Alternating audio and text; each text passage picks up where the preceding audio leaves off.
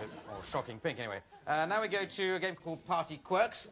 This is going to feature Greg Proops as the host of the party. All the others are guests of the party. They've got envelopes in front of the guests.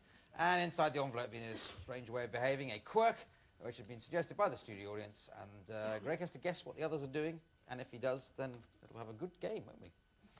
And if not, Greg, come on down. And the others come in over there where there's an imaginary door.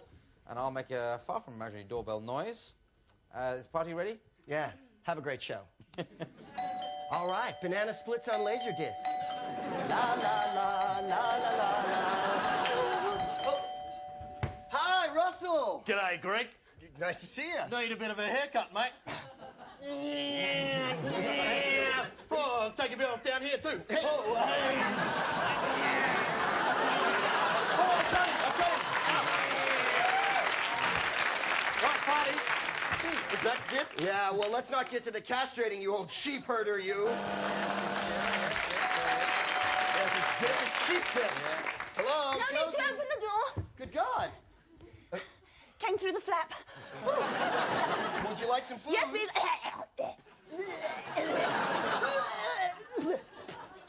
Better? Just feel free to throw up wherever. It's nice Thank you. Thank you. Hang on a second here. I'll get back to you later, I hope. Thank you. Hi, Ryan. Hey, Greg, how are you? Good to see you. How's things? Good, good. What do you mean by that?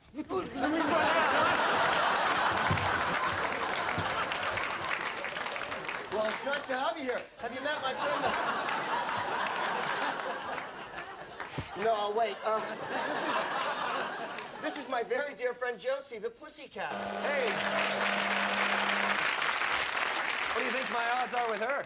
Well, pretty good, buddy, the way you've been jumping around here.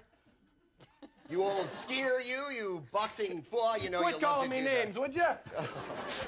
Okay. Well, wait. Hey, I don't want to have to face off with you, all right? All right, all right, Just all take right. it easy. Listen, get out of here, you hockey puck.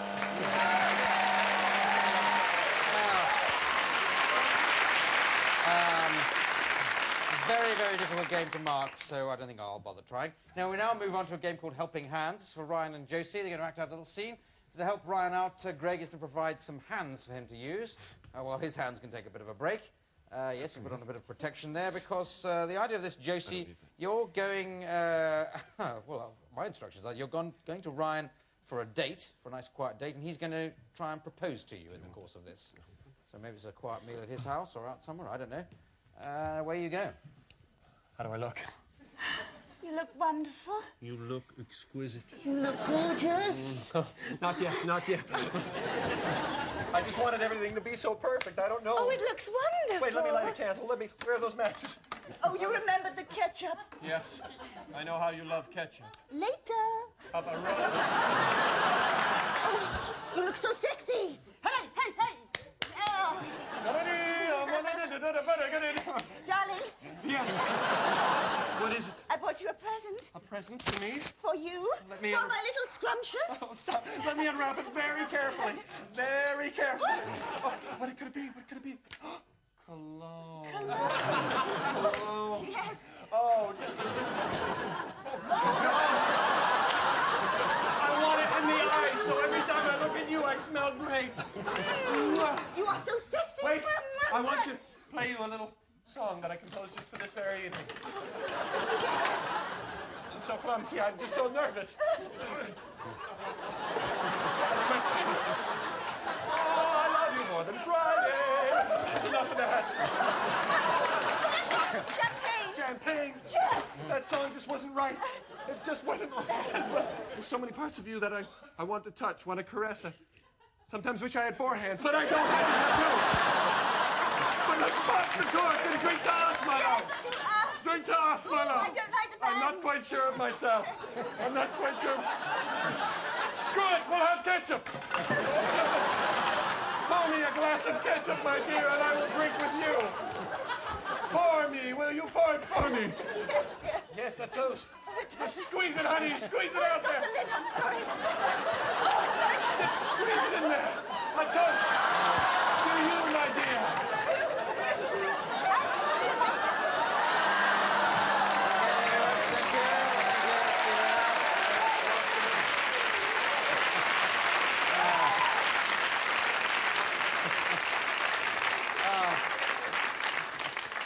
almost unbearable tension trying to get that champagne to go pop.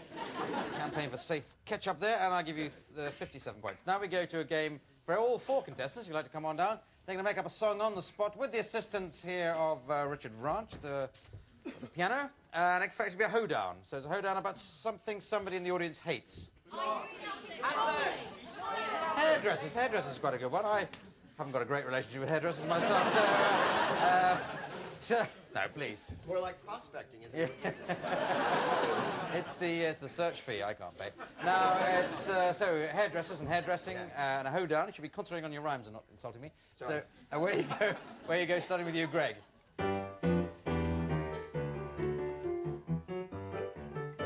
Woo! Oh, I hate going for haircuts, it really is a drag, 'cause I think that my barber is a mighty hag.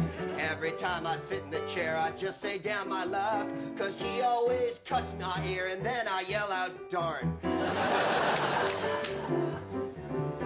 To get a haircut, I need to save up a few bob to get a nice, neat one so I can get that new job. But when I went in, I came out a little bit queerer. I hadn't been to the hairdresser, I'd been to the sheep shearer. Oh, I'm not sure of my barber. I think he's kind of strange. The way he likes to play with my hair, he always rearrange. I'm not sure about him. I don't think he's my kind of guy. But I can't complain when he likes to blow me dry.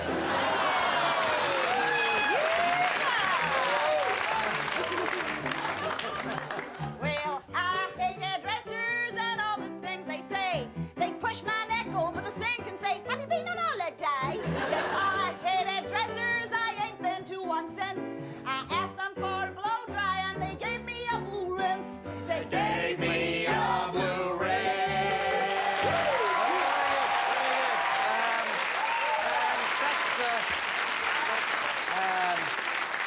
Very jolly romp for me down memory lane brings the show to an end, and with the shock and surprising news that we have joint winners this week, Greg Proops and Ryan Stiles. So well done, Greg and Ryan. And can't split it. So the prize for winning is, as usual, to read the credits. Could you do it in the style of 2 American TV film critics? So I'd like to do that. Just remains for me, for the moment, to thank Greg Proops, Russell Fletcher, Ryan Stiles, Josie Lawrence, and Richard Ranch. And me, Clive Anderson, saying good night. Good night.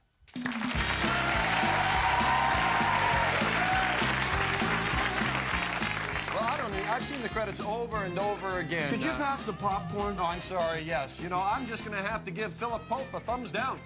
Well, I thought that the whole show missed things. I mean, Paul Wheeler, it wasn't enough about me, really, and about my life. And nobody believes Lee's grime as a stage manager. No, I didn't believe it. I didn't believe it for a moment. The costume design, it sucked. I mean, they were supposed to be set in the 15th century, and all of a sudden they're wearing Nazi helmets. This researcher was Kate Anthony, and she did not have her facts straight. No. I mean, cowboys in the Absolutely Renaissance, not. I mean, that is just not the way it The is. executive producer is Denise O'Donoghue. And Dan Patterson didn't believe him as a role producer. Well, we agree.